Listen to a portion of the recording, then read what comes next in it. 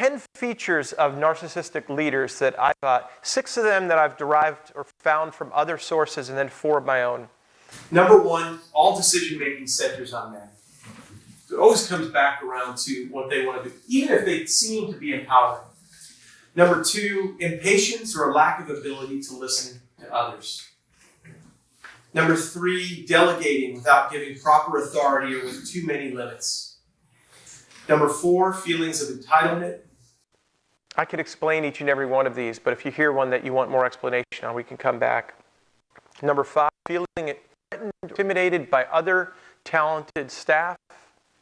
Number 6, needing to be the best and brightest in the room. Number 7, inconsistency and impulsivity. Number 8, praising and withdrawing. Number 9, intimidation of others. And number 10, a word I think I made up, vulnerability.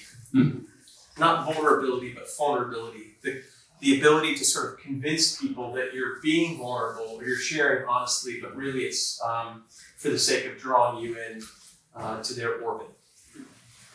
And so, three questions for us. In loving people like this, how do we hold the tension of their original goodness, their original dignity, and the ways in which they hurt you? Especially in cases of abuse, assault, manipulation, betrayal. We hold those two in tension. And this is really a pastoral question. I mean, I'm looking around, some of you are pastors, and sometimes when I'm speaking in seminary, we talk about these things very theoretically. I was just in Denver with a group of 100 pastors, and we were talking about these kinds of things, and the veteran pastor room were like, yeah, I'm trying to hold I really want to love them, but they're causing a lot of pain in the church. And so I've got to do something about that. It's complicated. Secondly, how do we get beyond a model that tries to narrow this down to one thing? Like it's just sin, and you need to repent of it, right? Or it's just your genetics. It's just your DNA and you can't change. Or it's just how your abusive dad or mom wounded you, and you need to go to therapy for the rest of your life. And how do we hold the complexity, as we talked about earlier, of the human being? How do we hold the whole person and recognize that there's always a larger story at work? And then finally, how do pastors and ministry leaders, elders and deacons, and those of you in this room, not abdicate our role in care while also partnering well with local practitioners and resources? In other words, how do we not do it alone?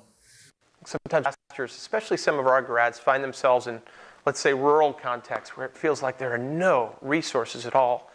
But others have been told, and I think even someone who used to teach it at Western, in the pastoral care classes used to say, pastors, it's not your job really to help people. Let the therapists help people. It's your job to simply preach and administrate. And I think BS. My understanding of pastoral ministry that goes back to the early church and the greats like St. Gregory the Great and Ambrose and Augustine and Calvin and Rutherford and Spurgeon and so many others are women and men who move toward the pain of people's lives, not away. But how do we realize when we're in over our heads? And how do we bring others in as resources? And so there are some thoughts for you. Let's have a conversation.